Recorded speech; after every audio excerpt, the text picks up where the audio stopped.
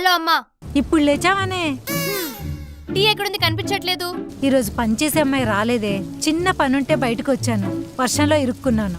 మా ఏంటమ్మా, నీకు తెలుసు కదా పొద్దు పొద్దు నాకు టీ తాగే అలవాటు ఉందని. అయితే నువ్వే పెట్టుకో. అసలు నాకు వస్తే కదమ్మా. అందుకే అప్పుడప్పుడు చిన్న చిన్న పనులు నేర్చుకోమని చెప్పేది. ఇప్పుడు చూడు, అనుభవించు. నీలోఫర్లో ఆర్డర్ పెట్టుకుంటా. అమ్మో, నీలోఫర్లో ఒక్క చాయ్ 150 రూపీసే. నువ్వు పెట్టుకుంటే 10 రూపాయలు అయిపోతుంది. పెట్టేసుకో. సో వాట్, నా శాలరీ నా ఇష్టం, నువ్వు పెట్టే ఫోన్. అబ్బా అది కాదే. వసే వసే పెట్టేసింది, అస్సలు మాట విందు.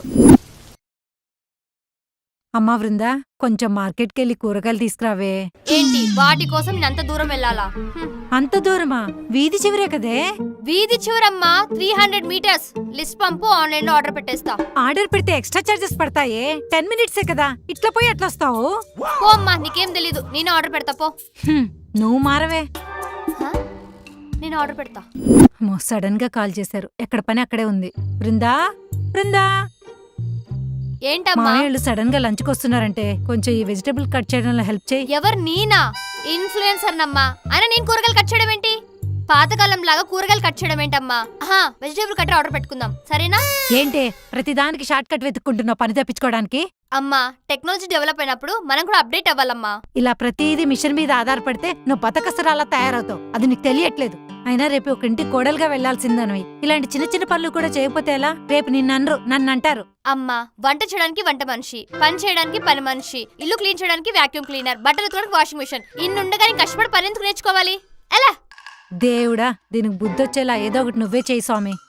అత్తయ్య, కిచెన్ లో టీ లేదు, డైనింగ్ టేబుల్ మీద బ్రేక్ఫాస్ట్ లేదు, వంట మనిషి రాలేదా? నేనే రావద్దని చెప్పాను. ఏ అత్తయ్య, ఈ రోజు నుంచి ఆ పనులను మీరు చేస్తారా? నాకేం ప్రాబ్లం లేదు, అడ్జస్ట్ అయిపోతా. కాకపోతే మీరే ఈ వయసులో వంట అంటే. నేను చేస్తాను ఎవరు చెప్పారు? మరి ఎవరు చేస్తారు? ఓహ్, మీ అబ్బాయి చేస్తాడా? ఆయనకు రాదుగా. వాడెందుకు చేస్తాడు? నువ్వే చేస్తావు. వాట్? నేనా? 1,00,000 రూపాయలు శాలరీ వస్తుంది, నేను వంట చేయడం ఏంటి అత్తయ్య? కుక్కుని పెట్టుకుంటా. ఈ ఇంటికి ఏ కుక్కు రాదు, రానివ్వను. నువ్వే రోజు పొద్దున్న 6 గంటలకు లేచి ఇంటి పని వంట పని నువ్వే చేస్తావు. అందుకు ఇష్టమైతే వండు, లేకపోతే పుట్టింటికి పో. పోతా. కిచెన్ లో అత్తయ్య.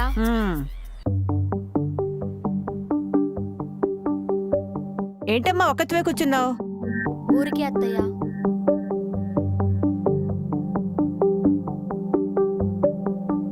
అంతా బాగానే ఉంది కదమ్మా? అంతా బానే ఉంది అత్తయ్య. నన్నేమైనా అడగాలనుకుంటున్నావా? అట్లాంటిదేం లేదు అత్తయ్య. నీ బాధ ఏంటో నాకు తెలుసమ్మా. కాలు కింద పెట్టకుండా కష్టపడకుండా పెరిగాను, మా అత్త ఏంటి ఇన్ని పనులు చెప్తోంది అనుకుంటున్నావా? నేనేం చేసినా నీ గురించే అమ్మా. అర్థం కాలేదా? చూడమ్మా, ఇంట్లో వంట మనిషిని పెట్టుకునే స్తోమత లేక కాదు పెట్టుకోనిది.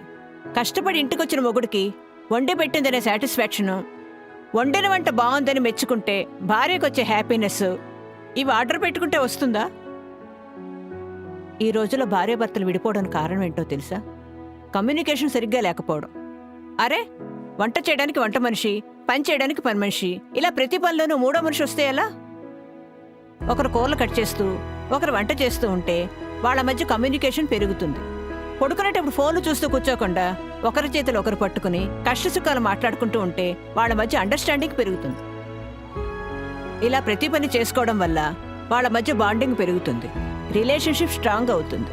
ఇలా బాండింగ్ లేకే భార్యాభర్తల మధ్య డైవర్స్ ఎక్కువ అవుతున్నాయి. ఇలాంటి పరిస్థితి నీకు రాకూడదనే ఇలా చేస్తున్నానమ్మా. నిన్నేమైనా ఇబ్బంది పెట్టింటే నన్ను క్షమించమ్మా. మీరు కాదత్తయ్య, నేనే మిమ్మల్ని ఇబ్బంది పెట్టాను. నేనే మిమ్మల్ని క్షమాపణ అడగాలి. సారీ అత్తయ్య. ఎన్ని రోజులు మీరు ఆ పంచే ఈ పంచే అంటుంటే నాకు టార్చర్లా అనిపించింది. కానీ మా హ్యాపీనెస్ గురించి ఆలోచించి చెప్పారని అనుకోలేదు అత్తయ్య. సారీ. పర్వాలేదమ్మా, నువ్వు చిన్నపిల్లవి, నీకన్నీ తెలియాలని ఇలా చేశాను, కానీ నిన్ను కష్టపెట్టాలని కాదమ్మా. థ్యాంక్ యూ అత్తయ్య. ఇంక నుంచి మీరు చెప్పినట్టే వింటాను. థ్యాంక్ యూ అత్తయ్య. మీరు నిజంగా అత్త కాదు, అమ్మ.